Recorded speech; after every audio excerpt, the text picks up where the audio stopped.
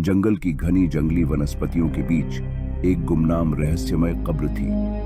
यह कब्र पुरानी चमकदार पत्थरों से बनी थी, जो किसी बहुत ही प्राचीन समय की कहानी की याद दिलाती थी। इस कब्र के राज में कुछ अनसुलझे राज छिपे हुए थे, जो किसी वीरान रात के अंधेरे में बसे थे।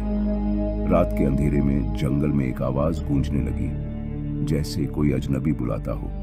इस आवाज को सुनकर एक युवा लड़का नाम राज उस ओर दौड़ा जहां से आवाज आ रही थी।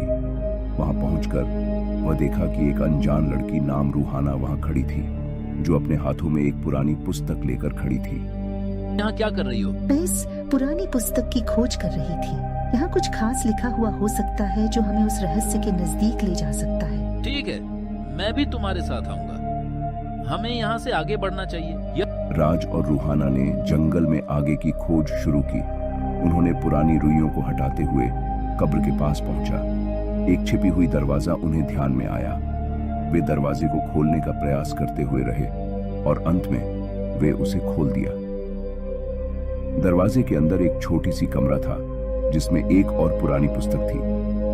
वे पुस्तक को खोले और उसमें लिखे अनसुलझे शब्दों को पढ़ने लगे। एक पुस्तक, हमें इसे पढ़ना चाहिए। हाँ ठीक है, लेकिन ध्यान रखें ये बहुत ही पुरानी हो सकती है।